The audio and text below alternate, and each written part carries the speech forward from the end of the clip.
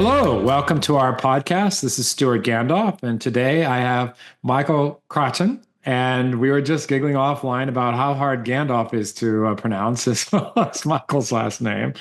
So, by the way, I've been called Stewart. Nobody gets either. It's like Stewart, Stephen, Stanley, Gandalf. They just don't get it. So, at least you have one common name, Michael. Anyway, Michael is president of, beyond having a hard to pronounce name like I do, is president of Theragenics. Welcome, Michael. Thank you, Stuart. It's a pleasure to be here. Yeah, this will be fun. I can tell you and I are like-minded in many ways, CEO to CEO and the sales process and the marketing process. So this will be fun. Michael, Good. for those people who don't know Theragenics, can you start by just giving a little sense of your company and what your role is and kind of where you guys are, and then we'll jump straight into the topic. Sure. So, Theragenics is it's a medical device company that focuses on radioisotope production, and our core product is a radiation oncology product for prostate cancer called brachytherapy. We've been around for about 40 plus years, making this treatment, and over those years, we've probably treated almost 300,000 men for prostate cancer. We make a product that's about the size of a grain of rice that's implanted into the process and provides a very targeted treatment, very targeted radiation treatment for their cancer. So it's very individualized, very targeted, very precise as to what that is. And as part of our manufacturing and marketing, we end up creating that product direct for each patient that we treat. So it's an individualized treatment, almost like a drug prescription for radiation for each patient that we work with. So we're very used to working at customized solutions and working directly with our customers and with awareness to patients on the other side. So we've had to, over the years, do a lot of marketing, do a lot of sales, do a lot of manufacturing optimization to make sure that we're able to get product exactly where we need it when it needs to be there. Okay, so that was a great opening. You know your story well, which I would hope and expect. I've been Um, doing it a long time. yeah, the brachytherapy, it's funny, a friend of mine who's a neuroscientist, very knowledgeable on just about anything to do with healthcare, had prostate cancer, and he chose brachytherapy, which I think is interesting. And I didn't realize it was that personalized. So I love doing these podcasts. I learn new stuff really every day, every time I do it. So, well, that really lends itself, and I can see why you decided to embrace AI organization-wide. You have plenty of complexity as it is. And so that's our topic today, is really about embracing AI, not just in a little way, but in a big way. And so, I'd like to, to the extent that it's relevant, tell a little bit about like how you came to Theragenics and your AI journey from there. So whichever order you want to start. We'll start with the Theragenics journey because that's a little bit longer. The AI journey is kind of a nascent opportunity that we've kind of dug into recently. So I've been came out of school as a biomedical engineer, did product development work, and spent a long time at a large company called C.R. Bard, also in the brachytherapy world. So I've been working with radiation oncology, cancer treatment, and specifically prostate cancer treatment for about the last 25 years. Over that time, kind of graduated from product management to sales training, sales support. And when I left Theragenics, I took a head of sales and marketing role with a company called IsoRay. And that enabled me to kind of leverage a lot of the international sales that I've been working on, some of the sales training, and the relationships I had with clinicians and facilities to try and help grow the procedure a little bit more. Spent about 4 years at IsoRay. Got to the pandemic, life changed a little like it did for a lot of us at that point in time. And I ran into an old friend of mine who was the prior CEO at Theragenics. We started having conversations about what we could do to add a little bit of new world to where Theragenics was. They had been around at that point for about 35, 38 years and had been kind of on autopilot for a while. So I was able to come in. We talked about it a lot and talked about how do we turn Theragenics into looking a little bit more at the future and looking at new ways to bring new products in and kind of recapture some of the growth and excitement that they had had in past years. So came over to Theragenics, spent a year doing kind of business development stuff, and ended up now the president of the business that goes direct to hospitals, clinicians, and consumers. We call it our interventional business, and it supports not only Brachy but some of the other direct line products that we have. With that in mind, started to put the right team, figure out how we re-engage Theragenics in the market, try and find ways to get growing a little bit more. And last summer, after many of us had started hearing more and more about AI and where that fits in and the power and the value that it might bring to different centers, realized that I don't know a whole lot about it. I had moved into management and wasn't using it too much in my day to day. And I said, if I want to stay relevant, if this organization wants to stay relevant, we're going to have to change that a little bit. So I started last summer looking at ways for us to start integrating it into our organization. And as a proxy for that, forced me to integrate it into my day-to-day activities, because if I can't use it, it's hard for me to push the organization to use it a little bit more. You turned your mute off. Thank you. I was getting some background noise. As CEO, you can't just talk about this stuff. You actually have to walk the walk, right? You do, and it's funny because I'd spent so much time doing sales training. I had and organizational training. I had some real thoughts on how do you bring in a new technology and make sure that the entire team is using it, right? There is one thing about putting a new tool in front of people and saying, here, go try it. There's another thing in integrating something in a manner that really encourages the team to use it and start leveraging it a little bit better. So I wanted to kind of bring in that new tool adoption phase, almost like we do with a new product when we send it into the field, and get the entire team using AI in a different fashion to, help us all be a little more efficient in what we do day to day. So that, when we're recording this now, AI has come a long way, baby, very fast, but you're a little bit ahead of the curve there. So how did you know that was going to turn out to be a good idea? Because that's, you're brand new. You want to show everybody you're doing some new stuff, but did you have that much confidence? You did the due diligence process? How did that go?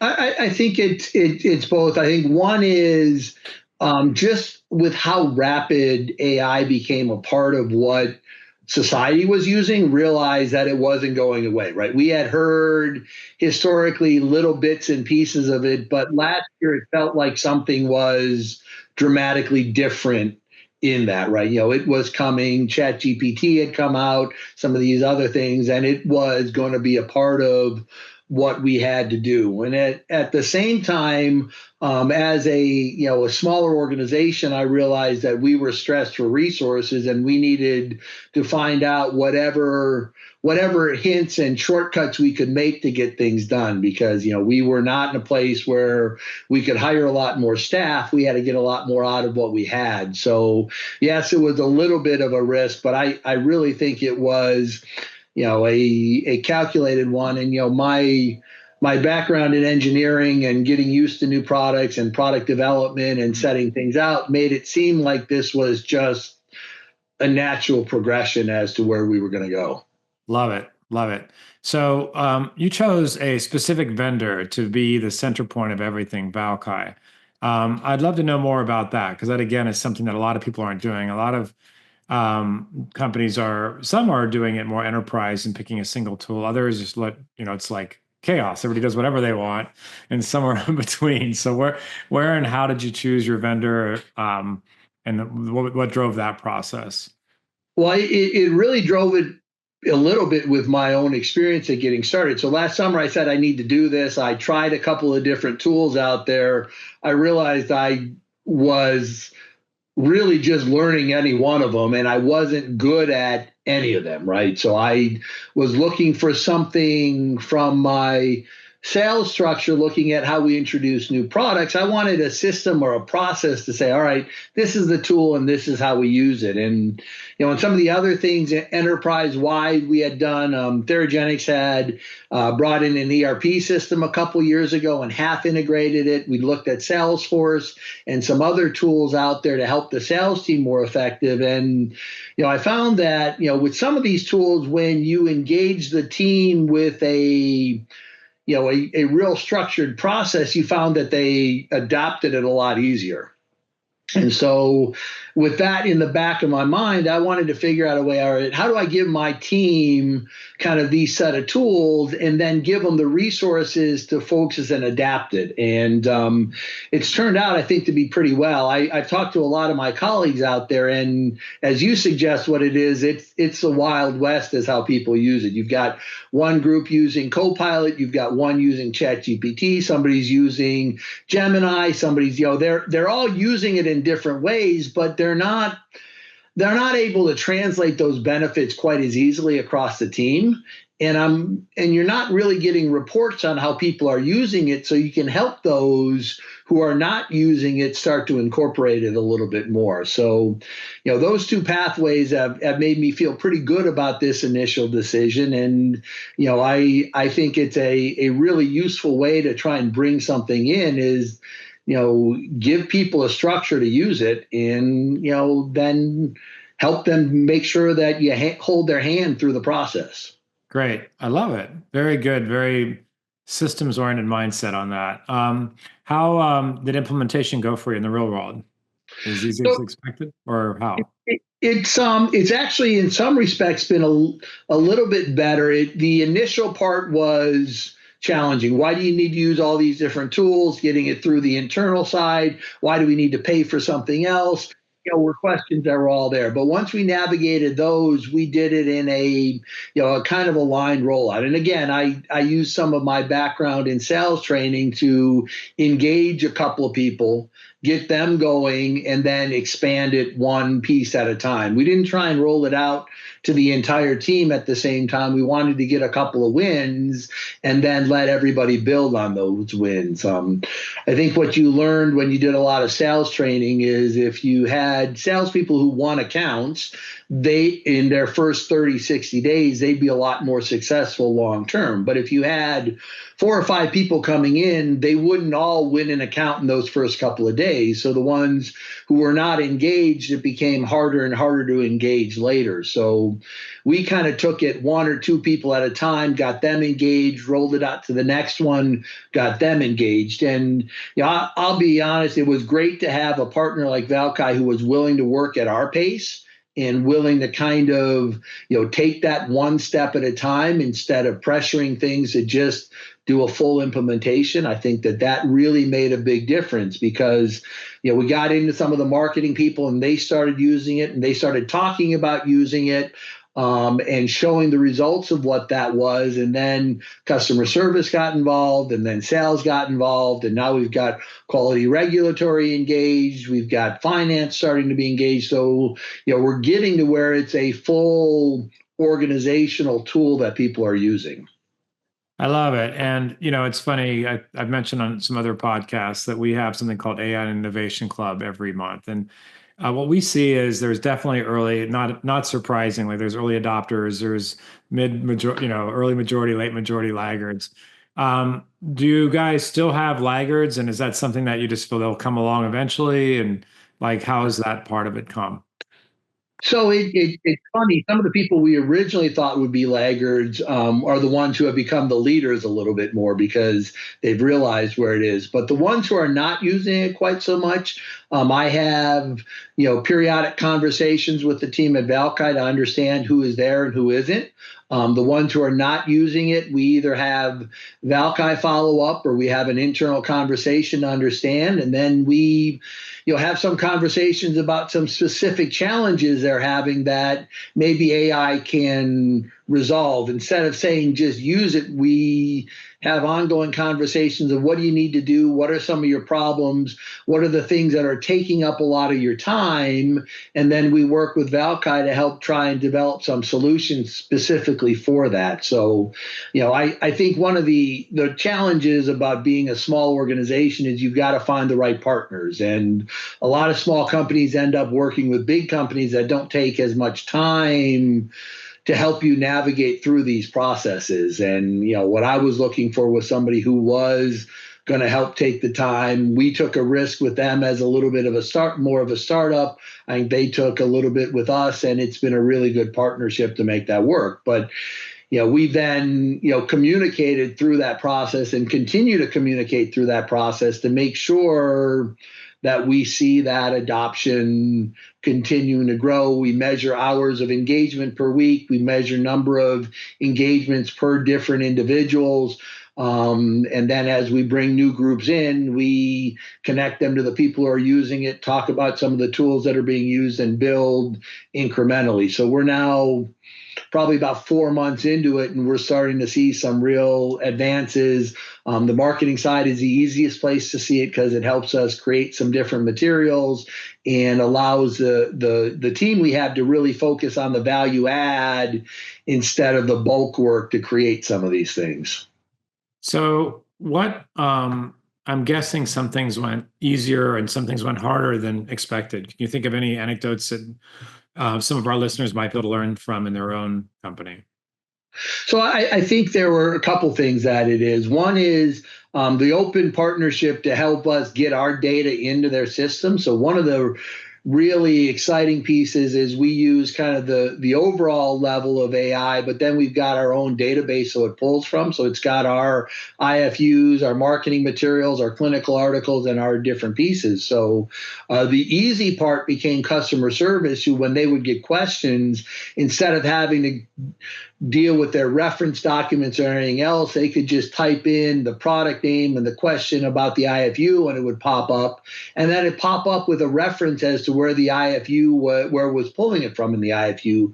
So customer service now, when they get a customer question about maybe activities that we can do or product configurations or things like that, instead of having to bother 2 or 3 people to get a confirmation of the right answer, they get an answer direct from our resources that directs them as to where they can, provide that direction to the customer. I think the harder part has been with the sales force a little bit and getting them comfortable, trusting the data that comes out and being able to help them identify new targets and pieces like that. So we're starting to use that with, it's integrated in with some CMS data, with some other tools to help us identify where clinicians are. It helps with, day planning and things like that. But that's a little bit slower because, we've got a pretty experienced sales team that's used to doing things their way, and getting a sales No. team to adapt to something new, it just takes a little repetition. Yeah, that's a classic. It sure is. Your sales team is used to doing things their way. They want to do it their own way? No, that never heard of that before. Never, never, never. So unusual. No, that's a thing for sure. Getting the sales team. Not, I mean, basically in sales, the culture is when you're successful and you figure it out, and then you're really committed to that, and everything else is kind of everything else. So totally. Well, and that next level of success is hard to sometimes envision, right? When you're reasonably successful and you're comfortable going and taking a little bit of a risk to do it differently, to do more is a bit of a challenge at times. So it's really funny within our own business when it comes to that sort of thing. Even things like just researching prospects is so much faster, and the team figuring out what the hot buttons might be. And some of them are already creating agents to do some of the heavy lifting that's common for everything. So it's like, we'll get there. But Well, as soon as like the lead salesperson wins that way, then everybody's going to follow. I think the interesting thing about the way we're doing it as well is the trust that's built up in it pretty quickly. I don't know about you, but the first time I went on a AI thing, the first thing you do is you ask about yourself, then you ask about the company a little bit, and the first response was our company had been sold 15 years ago. So that immediately, and we haven't, just for the Yeah. record. But that immediately kind of takes that foundation out a little bit more and makes you say, all right, well, how do I really know these things? And when, one of our clinical specialists started using it, she started doing comparisons between two or three different AI systems and found that what we were doing was significantly more relevant to her searches and her other things, and then with it coming back with references just gave her an amazing confidence in the product. Yep. And when one of your senior clinical people is that confident, that rubs off. And when she's willing to talk about it and just that again, wins help everybody. And that kind of goes back to the sales side as well. When you see people winning, you want to take advantage of their winning in your world as well. Great. So, in terms of you mentioned sales or marketing, or just broadly, like what are some of the tangible benefits you can now point at and say, okay, these are really the things that move the needle for us? Its ability to help us, draft materials and reference them when it drafts them and allow us to focus on doing the last level things. Its ability to help us with scheduling social media and content and different pieces like that. So if we want to talk about a recent clinical study, it can put that whole campaign together in seconds, allow our person to focus on refining it and going from there. And it comes with the references. So when we go to quality or regulatory, the references are all set up as well. So it saves a remarkable amount of time like that. On some of the and now we're starting on the QA stuff, the same sort of thing. We can go in, do clinical references, do other data references, and collect the data faster than we could otherwise. I think the best thing that I was told when I was learning about AR from the group was AI is really your own set of interns who do all the grunt work for you or all the basic work. So you can focus on the real benefits of what's next. So, or the real value added to the process instead of doing all the research that underlies it. That's so true. I love that metaphor. Particularly like with our SEO team, it gets so technical and so complex, and some of this stuff to do is just really hard. So I have a senior person doing this really hard, mundane stuff. Now it's not like we're doing less for our clients; we're doing more, faster, because we're spending our time on the valuable stuff, not the other stuff that just needs to get done. And so much of the stuff that I'm talking about here is very hard to scale and very hard to teach, whereas the machine just gets it right away. It makes it so much Well, fun. and it doesn't have the same bias that a user might have, right? So when I came up through product management, if I were creating materials, I would go back to the clinical articles I knew best, right? So you would pull those in, you'd add kind of the reference to them. This looks at all the data, and if we've got more things in it, it'll pull a reference we may not be as familiar with or a data point that may not be there and gives us a unbiased version of the data and may inject some things we hadn't thought about before. So, it's a real neutral perspective, and it doesn't rely on me remembering the four clinical articles or somebody else on that. It actually goes back and finds them. So it's in that respect, I think it gives us a perspective. So that's again, my experience is consistent. I've been a writer for a long time and I'm pretty good at it. But even when I go back and promote a new webinar, for example, and I'll take my draft and then put it through AI just to double check, there'll usually be two or three things that I thought, oh, I should have added that. Like it's like we don't have a checklist in our brain for everything we've ever learned in our entire life, right? It's really hard to recall all that. And it's really helpful for those kinds of things. So I'm still driving the ship, but it's nice to get some input from an expert friend. Do you feel like this is going to be a competitive advantage for your firm? This reliance compared to some of your other colleagues and competitors? I think it. I think it will start off at a competitive advantage because we've adopted it early. I think it's going to be up to us to continue to find ways to innovate how we use it in the different pieces.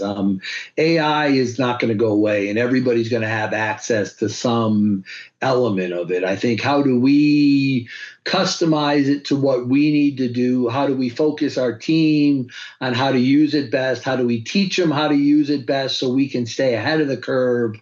That's where we're going to preserve our advantage. Because like I said, it's not going away. Everybody's going to use it in different fashions. Everybody's going to have access to some of the same core data within it.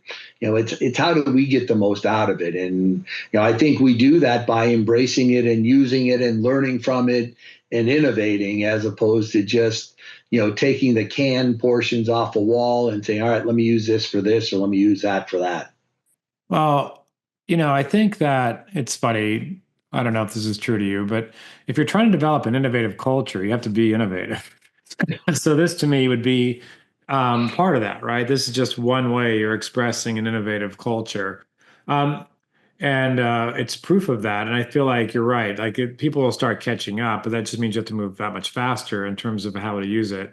And based on my experience with humans, a lot of people will never fully adapt it. And then the other thing too is, people worry about, justifiably jobs, but so far, at least in our company, it may keep us from um, we may be able to do a lot more with less, but that just means our people are going to be doing more. So in the short term, I don't see any problem with that. In the long term, it is going to be hard for, for example, even you mentioned entry level interns. So if you don't need them, you won't need them. So it'll be really interesting to see how that impacts. So I guess the last question is, as somebody is thinking about this topic, most of our listeners are experimenting with AI at one point or another, but what advice would you give based on your journey, either by choosing a single source for AI or just where your wins have been, or, because I feel like you're still ahead of the pack broadly. What are some of the insights you'd like to share as we wrap up? So I guess what I like to kind of share is think a little bit and have some kind of vision of how you want to use it as an organization in your head before you do it. If you can build on what individual experiences are, that's great, but figure out a systemic way of how you want to push down the organization, how they're using it, so they can continue to leverage each other and build on the tools that are there, and you can help them identify what tools as an organization you need. As I said before, if people are using, and I came from a conference where people were rattling off 6, 8, 9, 10 AI tools that they were using. And, it's really hard to get good at 8 or 9 or 10 things along the way. And it's really hard to teach an organization of a lot of people to be good at 9, 10 things along the way. So identify where you want to get to. With that in mind, then find the right partner to help you get there, and understand how you can measure and look at the progress of the organization. I don't think this is different from doing any other process improvements that you might have looked at in an organization. Most places do it on the manufacturing side, where you call it Six Sigma or something else, where you continually try and get better. AI and marketing has to be a little bit the same thing. How do we iterate our processes to get better, leverage our tools a little bit better, and put kind of that oversight or that perspective into it so we can help the team get there. My role is to, and most people in leadership, is to help your team be more efficient and more successful. And sometimes that's because you see things and where you're going a little bit better than they do, you can nudge them into those lanes instead of having them figure it out themselves. Great. Well, I think this was a good lesson on AI, and it's a lesson on good leadership. So, hey, Michael, this has been great. I appreciate your time. Good job. I knew this would be fun. Thank you for your time. Oh, I enjoyed it very much, and I appreciate you just looking into the brachytherapy and the radiation oncology world a little bit. Yeah, for sure. Thank you.